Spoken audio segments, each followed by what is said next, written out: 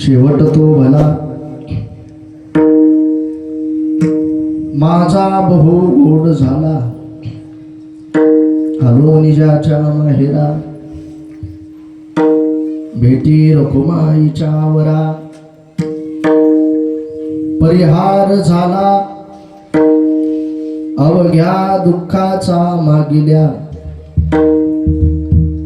आलो निजाच्या माहेरा,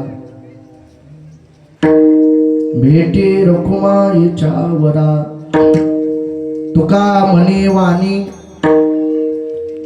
गेले आता घेऊ धनी, आलो निजाच्या माहेरा, भेटी रखुमाईच्या वरा. विठ्ठला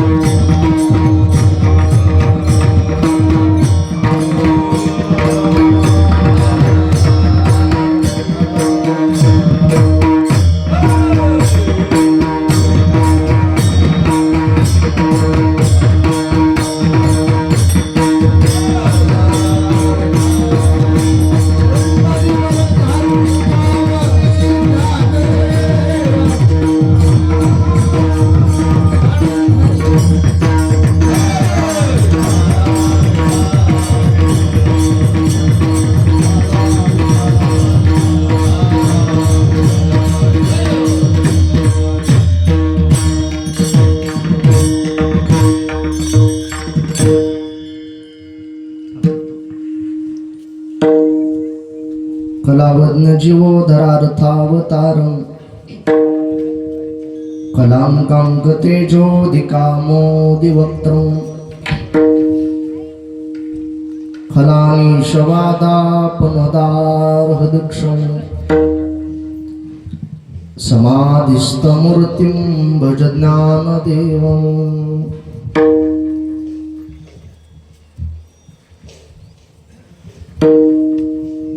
सेवेकरिता निवडलेला अभंग ज्ञानी अमरेंद्र. वैराग्याचे शिरोमणी बाबाजी चैतन्य शिष्य शिरोमणी श्रीमंत श्री जगद्गुरु तुकोबा यांचा हा चतुर्थ चरणाचा अभंग असून आपल्या जीवनातील समस्याचं निवारण कसं झालं ते जगद्गुरु तुकोबा यांनी अभंगामध्ये स्पष्ट केलंय. विठ्ठला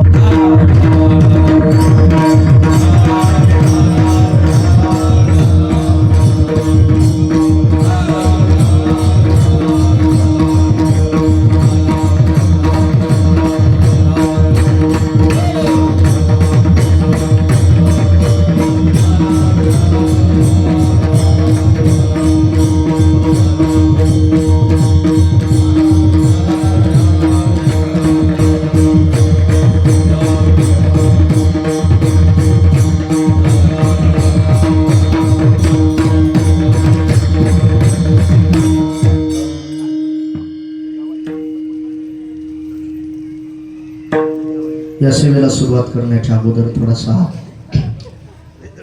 परिहार द्यायचा, तो म्हणजे असा.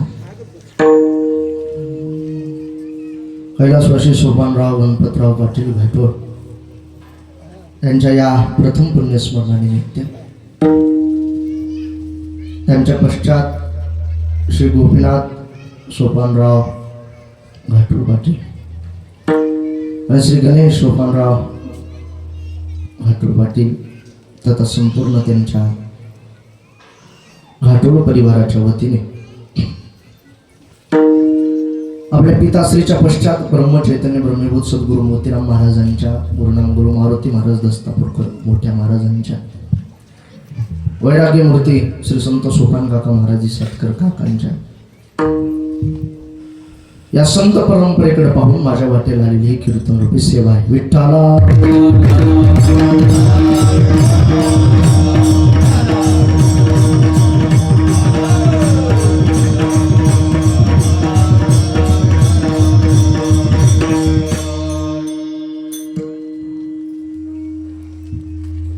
आज गोपीनाथराव आणि गणेशराव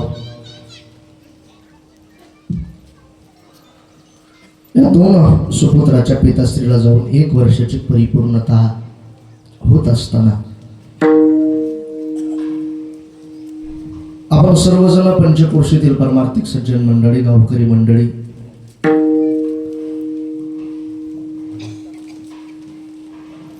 माता भगिनी आपण सर्वजण या ठिकाणी उपस्थित आहात.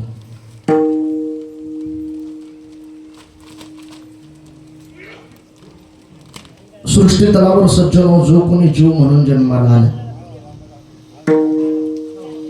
त्याला एक न एक दिवस हे जगत सोडावं लागते. कोणी असू मग ते.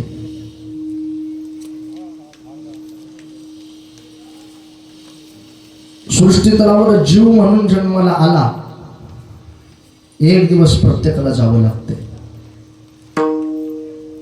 ज्ञानोबारायांनी ज्ञानेश्वरीमध्ये मानवी जीवनाचे 2 प्रमुख सोहळे सांगितले. त्याच्यातला एक सोहळा सांगितला ज्ञानोबारायांनी जन्माचा, तर दुसरा सोहळा सांगितला तो म्हणजे मृत्यूचा.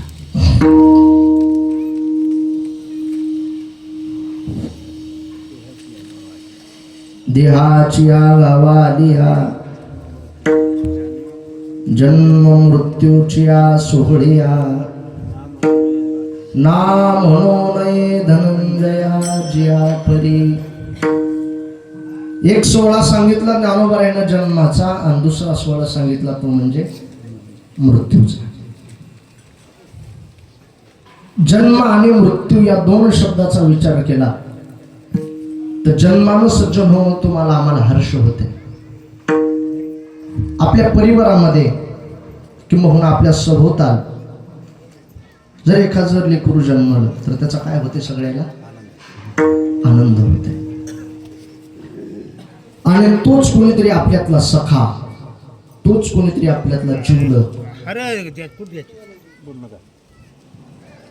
तोच कोणीतरी आपल्या परिवारातला पारिवारिक सदस्य जर आपल्याला सोडून जात असेल तर त्याचं निश्चितच काय होते,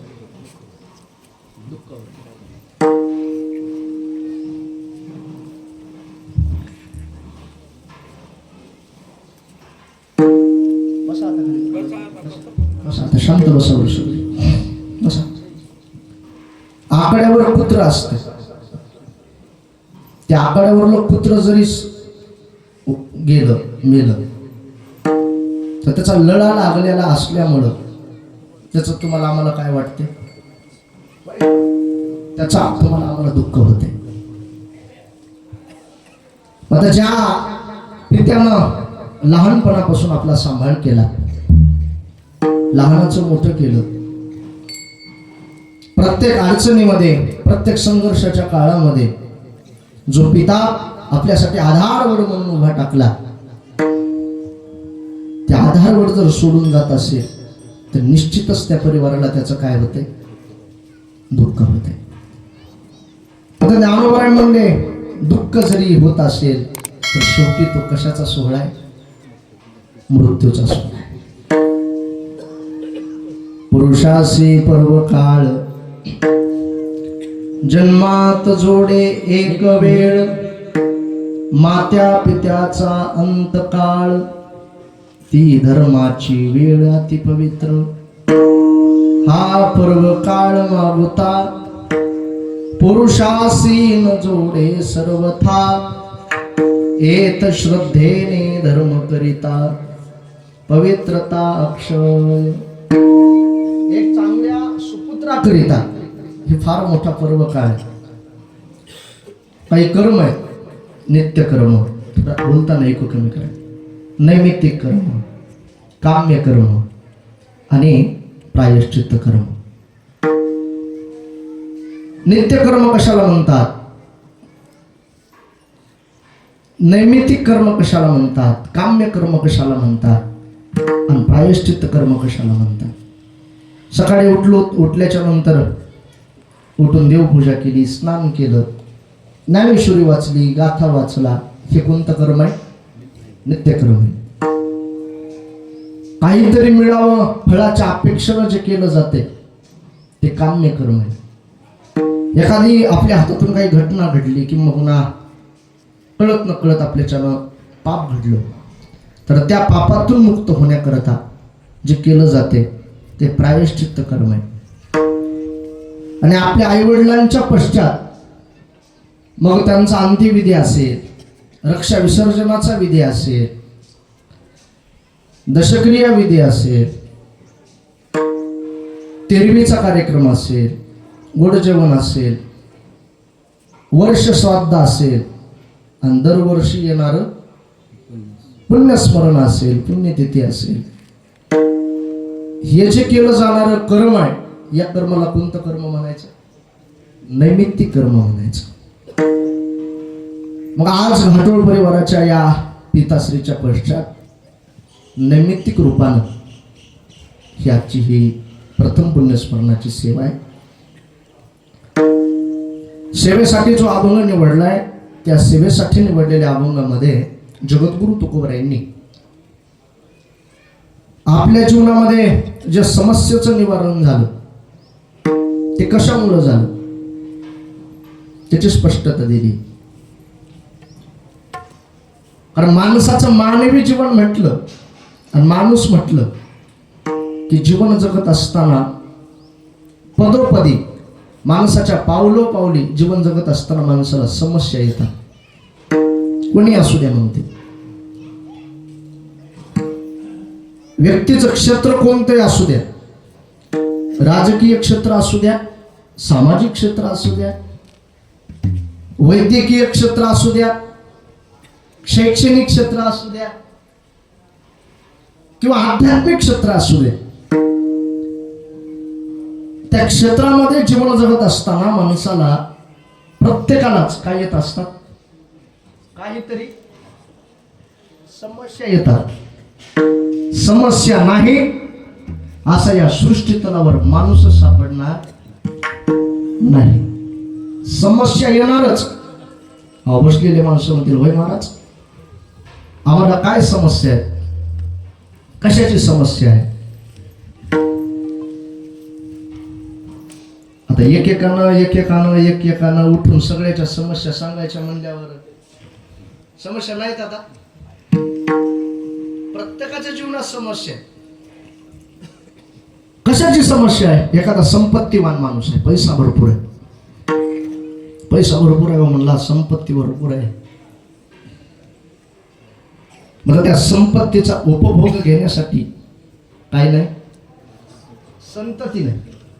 संपत्ती भरपूर आहे, मग त्याच्या जीवनामध्ये संतती नसणं ही त्या व्यक्तीच्या जीवनातली काय समस्या आहे. हे जर विचारलं किती लेकर आहेत, किती लेकर आहेत, 6 लेकर आहेत म्हणला. माणसं म्हणतात ना वंशाला काय पाहिजे, दिवा पाहिजे. दिवे भरपूर आहेत हो, संतती भरपूर आहे, मग संपत्ती नाही. त्या दिव्याला घालण्यासाठी काय लागत आहे, दिव्या. मग दिव्याला काय नाही, तेल नाही. अर्थात संतती आहे, मग त्याच्या जीवनामध्ये संपत्तीचा अभाव ही त्या व्यक्तीच्या जीवनातली काय समस्या आहे. एखाद्याकडे संपत्ती बी आहे, संतती बी आहे, मग सत्ता नाही. सत्ता नसणंच त्या व्यक्तीच्या जीवनातली सगळ्यात मोठी काय आहे समस्या आहे. पुढे जाऊ का थोडस. एखाद्याकडे संपत्तीही आहे संततीही आहे, सत्ताही आहे, आरोग्य चांगलं नाही. डॉक्टरनं सांगितले म्हणला गोड खायला जमणार नाही, कुठलंही असं तेलकट खायला जमणार नाही. संपत्ती आहे, संतती आहे, सत्ताही आहे, परंतु त्याचं आरोग्य चांगलं नसणं हीच त्या व्यक्तीच्या जीवनातली काय समस्या. मला सांगा ना तुम्ही, समस्या नाही अशी माणसं एखाद्याला हातवरून उभा करून टाकावं, सांगा मला समस्याच माझ्या जीवनामध्ये नाही. आता हे जे आम्ही जे उभा टाकलोत की नाही सगळे, आता मी सांगायला म्हणजे आमच्या जीवनात समस्या नाही असं म्हणता येईल का? नाही. सुंदर प्रकारे आमच्या पारव्याच्या मामानं चाल म्हणली, गायन आमच्या शिरपूरच्या प्रकाश महाराजांना चाल म्हणली, सुंदर प्रकारे गायन करता येते. पण मला तुम्हाला नाही म्हणायचं नाही, चांगलं गायन करता येते. मग मी म्हणल्यास वाजवा बरं ठायची चाल, जमल का? मृदंग क्षेत्रामध्ये गायन करता येईल परंतु वाजविता येणार नाही, ठीक आहे समस्या कोणाच्या जीवनातली? गायकाच्या. आता आमच्या तुकारामजीनं हे नाव काय आमच्या वामन महाराजांना मृदंग चांगला वाजवला आणि ह्या दोघाला समजा उठीला उठा मृदंग गाऊन मला ठायची चाल. मृदंग छान वाजवत आहे, मग चाल ठाईची म्हणा म्हणल्याच्या नंतर तेवढी चांगल्या पद्धतीनं म्हणता येणार नाही, म्हणजे म्हणता येणार नाही, चाल येणार नाही. ही ह्या दोघांच्या जीवनातली, वादकाच्या जीवनातली काय समस्या आहे. म्हणजे गायकाला वादनातलं काही कळत नाही ही समस्या आहे, आणि वादकाला गायनातलं काही कळत नाही, ह्या दोघांची समस्या आहे. मला विचारा की ह्या दोन्हीतलं मला काहीच कळत नाही ना, ही कोणाची समस्या आहे? ही माझी समस्या आहे. आता आमच्या तिघावर घेतल्यावर लय गोड हसलात तुम्ही, मग ते आमच्या तिघातलं तुम्हाला काहीच कळत नाही, तुमची समस्या आहे.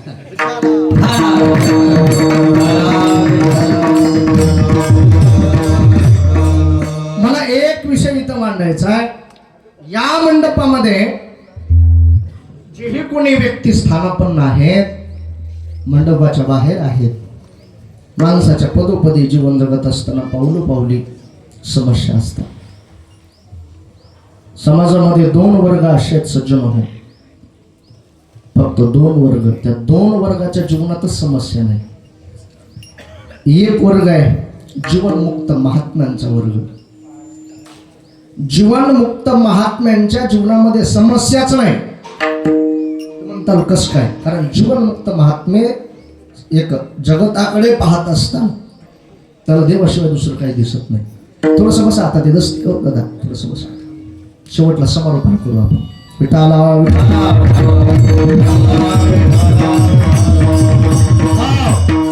जीवनमुक्त महात्म्यांच्या जीवनामध्ये समस्याच नाही.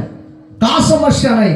कारण जीवनमुक्त महात्मे समाजाकडे पाहत असताना, एक जगताकडे पाहत असताना त्यांना परमात्म्याशिवाय दुसरं काही दिसतच नाही. जननो हे हा अवघा जनार्दन कहा पगडारू देखे अनेरा, देखे तो सब वही ने घेरा. समाजाकडे पाहत असताना ते जीव नाहीच, ते प्रत्यक्ष भगवंताचं स्वरूपच आहे. पशुपशवादिकांच्या बाबतीमध्ये ते जनावर नाहीच, ते प्रत्यक्ष माझा कोण आहे? देवच आहे. आषाढीचा सोहळा भरला पंढरपूरमध्ये आणि आलोट जनसमुदाय उसळला, गर्दी झाली आणि त्या गर्दीमध्ये ती झालेली गर्दी बघितली रुक्मिणी साहेबांनी. रुक्मिणी साहेब म्हणल्या, मालक काय पंढरपुरात गर्दी झाली पाहणं. आणि मालक ज्या आरती एवढी गर्दी पंढरपुरात झाली त्या आरती मला त्या लोकांची तुमच्यावर किती श्रद्धा असेल. देव गप्प बसले, काही बोलले नाही. पुन्हा रुक्मिणी साहेब म्हणल्या, मालक मी काय म्हणायले, एवढी पंढरपुरात ज्या आरती गर्दी झाली त्या आरती या लोकांची तुमच्यावर किती श्रद्धा असेल, काय भावना असेल. देव म्हणले, रुक्मिणी खरं सांगू का, गर्दी झाली, अलोट जनसमुदाय आलाय, परंतु माझ्यावर खरोखरच श्रद्धा असणारे लोक गर्दीमध्ये फक्त उग कशा मापण्यासारखे, बोटा मापण्यासारखे लोक आहेत. रुक्मिणी म्हणजे मालक तसं म्हणू नका ना. किती लोक पायानं आले, बेजार होत आले. किती श्रद्धा असं. अगं खरं ग रुक्मिणी, बोटावर मुकणे इतकेच लोकांची माझ्यावर श्रद्धा आहे. मालक तुम्ही जर असं म्हणत असताल तर मला सिद्ध करून दाखवा. देव म्हणले, रुक्मिणी मी सिद्ध करून दाखवतो. सिद्ध करून दाखवण्यासाठी मला कुंभार व्हावं लागेल. आणि मी कुंभार झालो की तुला काय व्हावं लागेल, कुंभार व्हावं लागेल. आई साहेब म्हणले ठीक आहे, काय हरकत नाही. देवानं कुंभाराचा वेश घेतला, आई साहेबानं कुंभारणीचा वेश घेतला, आणि देवाने गाढव घेतलं. आणि शेवटचे आपले वारीच्या दरम्यानचे जे मुक्काम आहेत का नाही, भंडीशेगाव, आणि भंडीशेगावच्या नंतर गावाच्या मध्ये एका चिखलामध्ये देवानं गाढव फसविलं. आणि काय नाही रुक्मिणी, आता एक करायचं, हे लोक यायले त्याला अडवायचं ना, अडवून विचारायचं तुम्ही कुठं चालला. ते तुला सरळ सांगतात आम्ही कुठं चाललो, पंढरपूरला चाललो. त्याला म्हणायचं पंढरपूरला जा. आता उगं जाता जाता चलता चलता आमचं ते गाढव चिखलात फसलेलं गाढव लागा ना, मग आपलं तुम्ही जा पंढरपूरला. पुण्याच्या म्हणजे काय हरकत नाही म्हणते. आली दिंडी आली की अडवली, आणि अडवल्याच्या नंतर रुक्मिणी साहेब सामोर गेले आणि सामोर जाऊन म्हणले, ओ महाराज, ओ मा कुठं चालली. अहंकारवादानं उत्तर दिलं, पंढरपूरला चाललो की म्हणला. बर. रुक्मिणी साहेब म्हणले, जा पंढरपूरला, मात्र आमचं एक चलत चलत छोटंसं काम आहे. आमच्या दाम्पत्याला दोघा जणाला सकाळपासून बसलो, ते बसलेलं गाढव काढणं होईल, ते गाढव काढू लागा थोडस, आणि मग तुम्ही आपलं कुठं जा, पंढरपूरला जा. तसं म्हणल्याच्या नंतर चला काढा म्हणल्या का नाही रुक्मिणी साहेब, गाढव काढू लागा. त्याची तळपायाच्या कुठं गेली, मस्तकाला गेली, आणि ते म्हणला, होय गाढव, आणि चिखलात फसले आलं, मी काढू का म्हणलं, मी नाही नाही म्हणला. आणि घरच्या नंबरा इकडे कशाला पाठवले म्हणला, गाढव काढायला का कशाला, काढीत नाही म्हणला. धरला असं रुक्मिणी साहेबाला हाताला, दिलं लुटून. रुक्मिणी साहेब खाली पडले. देव गालातल्या गालात हसले. देव हसले की मग रुक्मिणी साहेब म्हणले, मालक एवढ्याच नाही जमणार, आणखी जनसमुदाय पाठीमाग आहे. उलट मग रुक्मिणी नाही थांबायचं मग. रुक्मिणी साहेब पुन्हा उठले, पुन्हा एक असे 10-5 लोक अडवले. कुठं चालले, चाललो की पंढरपूरला. जा पंढरपूरला. हो मग आमचं तेवढं ते गाढव चिखलात फसलंय, ते फसलेलं गाढव काढू लागा, आणि मग आपलं तुम्ही पंढरपूरला जा. त्याच्यातलं एक जण म्हणला,